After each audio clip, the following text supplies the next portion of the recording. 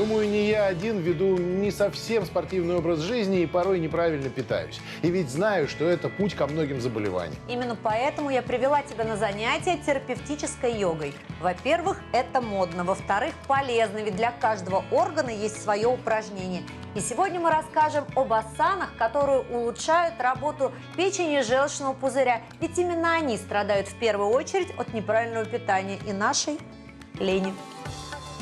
Терапевтическая йога – это оздоровительная система, в которой гармонично сочетаются асана хатха-йоги, дыхательные упражнения и практики глубокой релаксации. Она применяется для профилактики и лечения заболеваний пищеварительной и сердечно-сосудистой систем, опорно-двигательного аппарата, нормализации работы внутренних органов. Сегодня мы рассказываем об упражнениях для улучшения функции печени и желчного пузыря. Расскажите, пожалуйста, как они работают? Выполнение асан дает массажный эффект. Так же, как мы массируем свое тело. Только здесь за счет скручивающих движений происходит мягкий массаж внутренних органов, печени и желчного пузыря, за счет чего усиливается отток желчи, что в свою очередь улучшает пищеварение и в целом обмен веществ. Если у кого-то есть проблемы с печенью или желчным пузырем, например, камни, такие упражнения противопоказаны? Да, существуют асаны, которые противопоказаны в данном состоянии. Например, маюра. Особенно она противопоказана тем, у кого есть камни в желчном пузыре. Маюра – это та асана, в которой локти прижимаются к бокам тела. Эта позиция может вызвать расщепление камня в желчном пузыре, что может угрожать жизни человека. Если у вас с первого раза не получилось правильно выполнить все упражнения, не расстраивайтесь. На это может уйти не один день. Пробуйте снова и снова, и я уверена, совсем скоро вы почувствуете результат. Ну а мой совет – постарайтесь создать максимально позитивный настрой. В этом залог успеха. Отбросьте все свои заботы и проблемы в сторону и просто расслабьтесь. Ведь йога не терпит суеты. Ты знаешь, Ира, мне понравилось заниматься. Помогает расслабиться и сосредоточиться. И для здоровья полезно. Да, помогать своей печени и желчному пузырю необходимо. Тем более, что заболеваниям этих органов подвержено 20% населения. Но йога – это только профилактика. А о лечении мы поговорим прямо сейчас. Здравствуйте! С вами программа «Доктор И» мы ее ведущие Кирилл Рацик И доктор Ирина Першина. Я хочу представить нашего эксперта. Сегодня в студии доктор медицинских наук, врач-хирург, гастроэнтеролог Федор Александрович Черноусов. Здравствуйте. Здравствуйте. Федор Александрович, сегодня мы хотели уже не в первый раз поговорить о желчном пузыре. В последнее время бытует мнение, что этот орган не всегда нужно сохранять, в зависимости от того, какие проблемы с ним случаются. Вообще существует мнение, что это атовизм. Что вы думаете? Ну, конечно же, это не атовизм. Любой орган, он для чего-то нужен. И всегда, когда можно орган сохранить, он выполняет свою функцию, и, естественно, он должен присутствовать в организме. Ну а вообще, какую функцию выполняет желчный пузырь? Желчный пузырь – это резервуар для желчи. Она в нем скапливается, желчь, которая вырабатывается печенью, и ждет, когда в наш организм поступит пища. Тогда он сокращается, выбрасывает желчь в 12-перстную кишку, где она смешивается с остальными соками, которые участвуют в переваривании пищи. Давайте перечислим те проблемы, которые могут произойти с желчным пузырем. Давайте я покажу это на представленном плакате. Вот у нас желчный пузырь. Мы видим, что печень, которая вырабатывает желчь, соединяются протоки, общий желчный проток, и отходит пузырный проток, и вот как раз резервуар. Когда мы не кушаем, клапан здесь закрывается, и желчный пузырь наполняется желчью. Когда пища поступает в 12-перстную кишку и раздражает ее, желчный пузырь сокращается, и желчь поступает в кишку, и все это участвует в переваривании пищи. Камни, которые могут образуются, как правило, в желчном пузыре, и опасность состоит в том, что камень может закупорить выход из желчного пузыря и также попасть в общий желчный проток и закрыть выход уже здесь, и у человека возникает желтуха. Воспаление в желчном пузыре может быть как на фоне камней, так быть и без камней, то есть это бескаменный холецистит. Как правило, это вызывается бактериями, которые могут попадать из кишечника, также могут попадать в желчный пузырь с током крови или лимфы. Что еще может быть в желчном пузыре? Могут образовываться полипы, которые являются предвестниками достаточно опасного заболевания, такое как рак желчного пузыря, но это встречается не очень часто. А еще вы не сказали о такой патологии, которая называется загиб желчного пузыря. Что это такое, как часто случается? Да, это бывает так называемые перетяжки в области желчного пузыря. Они могут быть на разном уровне. И только когда желчный пузырь достаточно сильно перегибается, это может приносить какие-то проблемы, когда нарушается отток желчи. А чем он перетягивается, я не понимаю. Это какие-то анатомические особенности? Это бывают анатомические особенности. Также бывает после воспаления каких-то, когда Какие-то спаечные процессы. Спаечные процессы, да. Бывает у людей, когда они сильно поправляются, у них возникает выраженное увеличение печени, или наоборот достаточно резко худеют. Мы перечислили ряд распространенных заболеваний, которым подвержен желчный пузырь. А в каких случаях его все-таки нужно удалять? Удалять имеет смысл, когда у человека есть камни в желчном пузыре. Камни могут быть разного размера, от маленьких до гигантских. И каждый из них опасен по-своему. Мелкие камни могут проваливаться в общие желчные пути, и у человека возникает желтуха, он попадает по скорой помощи. То есть застревать где-то дальше еще, да? Да, совершенно верно. И он может нарушать выход не только из желчного пузыря, а отток желчи от печени, и это очень неприятная ситуация. То есть, когда мы имеем дело с камнями в желчном пузыре, лучше задуматься о его удалении и жить спокойно. Тем более... Подождите, а сами камни нельзя тут как-то извлечь? Извлечь, как правило, нет. Есть определенные камни, когда они только холестериновые, иногда их можно растворить с помощью специальных препаратов. Но к этому есть свои определенные показания. И еще один момент, который я хотел бы показать на плакате. Мы видим, что это единая система, и выход от печени и выход из поджелудочной железы сливаются здесь вместе. И можно себе представить, что камни, которые в желчном пузыре, когда он постоянно раздражается, дают проблемы и на поджелудочную железу. Это важно понимать людям, которые отказывают от операции. То есть со временем может пострадать и поджелудочная железа? Совершенно справедливо. Давайте посмотрим, как проходит операция по удалению желчного пузыря, а вы прокомментируйте, пожалуйста. Хорошо. Вот мы видим желчный пузырь, который располагается по нижней поверхности печени. Отток желчи из желчного пузыря в двенадцатиперстную кишку и камни, которые могут мешать этому оттоку. На сегодняшний день операция часто проводится через проколы малоинвазивным способом, без большого разреза. Выделяются элементы шейки желчного пузыря, пересекается пузырный проток между клипсами. После этого он извлекается через очень маленький разрез, и на этом операция заканчивается. А как же жить без желчного пузыря? Без желчного пузыря жить можно. После операции общий желчный проток часто немножко расширяется и частично берет на себя эту функцию. При таком заболевании, как холецистит, какие тактики лечения, как правило, предпринимаются? Если каменный холецистит, тактику мы с вами уже обсудили. Если это бескаменный холецистит... Просто воспаление? Да, просто воспаление желчного пузыря. Оно может быть острым или хроническим. Если это острое воспаление желчного пузыря, как правило, это все-таки проходит на фоне инфекции. Здесь применяются антибактериальные препараты.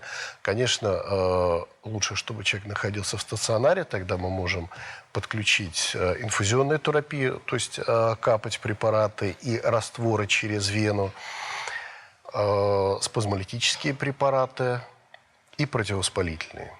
Существует такая патология, которая называется дискинезия желчевыводящих путей. Причем часто встречается у детей. Вот что делать в таких случаях и как правильно наблюдать за детьми, на что обращать родителям внимание? Если у ребенка есть дискинезия желчевыводящих путей, обычно он жалуется на какие-то неприятные ощущения или боли как правило, в области правого потреберия.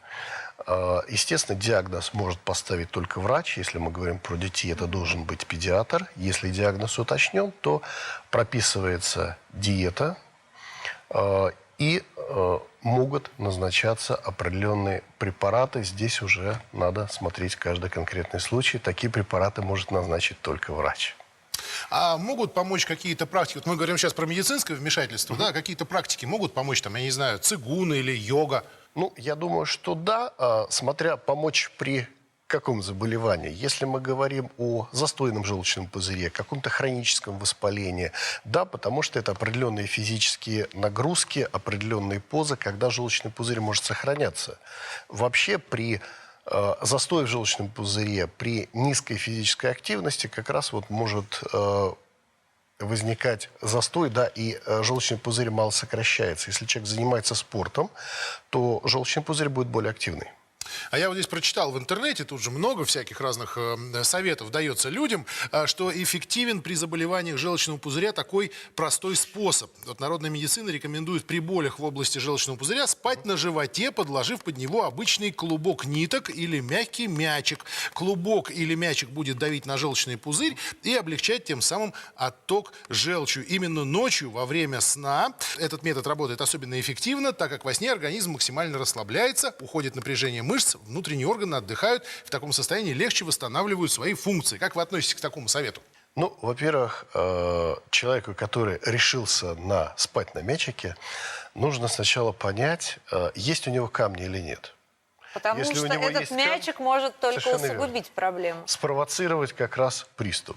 Это первое. Второе, если камней нету, то вот я себе, вы сейчас читали, представил ситуацию, когда человек лежит на животе, он должен у себя абсолютно правильно найти точку, под которую подложить этот мячик. Да, угадать, где он. Угадать, да, вот совершенно правильно. Привязать себя к анатомически. кровати, чтобы с него не скатиться. И, ну, мы говорим о небольшом мячике, и не двигаться всю ночь практически, да, потому что если он подвинется, мячик куда-то вылетит. Ну, наверное, возникают некоторые сомнения в этом способе. Итак, с народными методами лечения все понятно, лучше не прибегать. Что касается медикаментозного или хирургического лечения, то правильно ли мы поняли, что если есть возможность сохранения органа, мы его сохраняем. Конечно. Но если нарушаются функции, и тем более могут пострадать в результате нарушения работы этого органа какие-либо другие, то лучше не тянуть и удалить. Вот в частности, желчный пузырь, о котором мы сегодня говорим. Конечно, это абсолютно правильно. Доктор, спасибо вам огромное за интересный и подробный рассказ. Спасибо вам. Ира, вот сейчас идет очередной сезон простуд, все кругом кашляют. Есть ли какое-то универсальное средство? А давай этот вопрос зададим эксперту. Как раз сегодня у нас в студии врач-аллерголог-иммунолог, врач-пульмонолог, кандидат медицинских наук Наталья Широхова. Здравствуйте. Здравствуйте. Наталья Михайловна, ну давайте приоткроем завесу тайны. Есть ли какое-то одно идеальное средство от кашля? Конечно, нет. Поскольку кашель является не заболеванием, он симптом какого бы то ни было заболевания, чаще верхних или нижних дыхательных путей, но это не всегда так. Поэтому лекарства должны быть, соответственно, от заболевания, а не от симптома. Давайте нашим зрителям наглядно еще раз напомним, как выглядит система органов дыхания и как, собственно, кашель образуется. Ну, система органов дыхания включает в себя верхние и нижние дыхательные пути. Верхним дыхательным путям традиционно относятся полость носа, воздухоносные пазухи, глотка, гортань. Здесь хорошо видно перстневидные хрящи гортани. Дальше начинаются уже, собственно, нижние дыхательные пути трахея, которые делятся на два главных бронха. А дальше идут генерации более мелких бронхов, они становятся все мельче и меньше периферии. Здесь примерно 23-28 генераций у взрослого человека. 17 из них участвуют только в проведении воздуха, остальные 5 являются и респираторными. То есть они участвуют уже в газообмене, основной функции легочной ткани. Давайте тогда расскажем нашим зрителям, что же такое кашель, как физиологический процесс. Кашель – это рефлекторный акт, который призван защитить дыхательные пути от инородных частиц. Это глубокий форсированный выдох, при котором из дыхательных путей удаляются излишки мокроты. Подождите, я не совсем понял. Значит, кашель – это, в принципе, норма. То есть лечить его не надо. Это защитная функция организма. Кашель – это не норма. Поскольку у здорового человека слизистая бронха устроена так, что она в норме вырабатывает бронхиальный секрет. И этот бронхиальный секрет покрывает в норме реснички эпителия мерцательного бронхов и движется по направлению от периферии к верхним дыхательным путям и удаляется. Но в норме его немного, и в норме он проглатывается. Человек не кашляет. Когда у человека возникает кашель, который заставляет его обратиться к врачу, или на это обращают внимание окружающие, это уже нормой быть не может, это патология. А бывают разные виды кашля? Безусловно, бывает сухой, влажный, хронический, острый. Это зависит от того, какие отделы системы органов дыхания поражены, или от каких компонентов это еще зависит?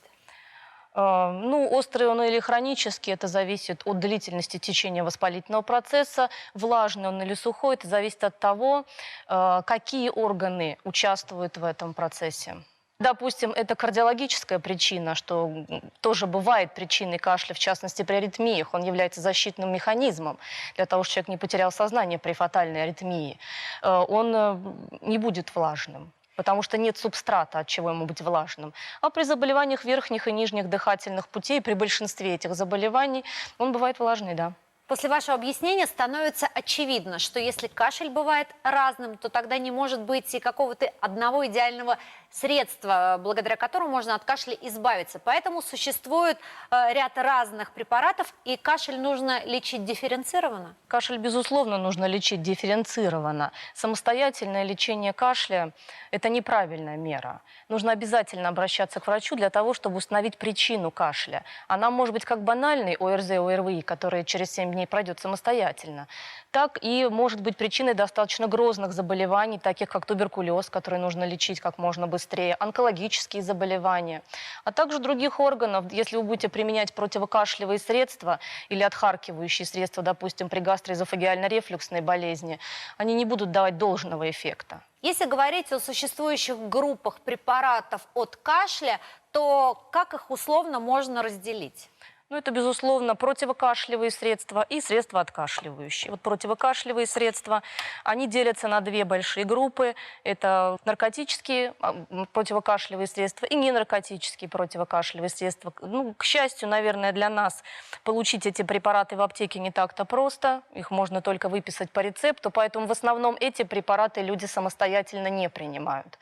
Их нельзя принимать при кашле, который сопровождается выделением мокроты, поскольку, опять же, мы сказали, что кашель – это защитный механизм, это удаление в том числе микроорганизмов при пневмонии, при бронхоэктатической болезни, при бронхите остром и хроническом, поэтому это защитный механизм в чистом виде, поэтому противокашлевые средства здесь применять нельзя. Отхаркивающие средства применяют люди самостоятельно чаще. К ним относятся отхаркивающие средства и муколитики. Ну, наверное, это слишком узкое деление, да, есть еще мукорегуляторы, мукокинетики. Ну, назовем мы их одним словом муколитики. Муколитики – это препараты, которые разжижают мокроту, улучшают мукоцеллярный клиренс, улучшают отхождение мокроты, работу ресничного эпителия. У каждого из них есть свое преимущественное действие. Но если говорить в общем, то они помогают разжижать мокроту и откашливать. Откашливающие средства – это традиционно средства народной медицины, ну, по большей мере, им очень много лет. Это в основном Какие-то травяные да, сборы корень чаще солодки, всего. термопсиса, корень алтея.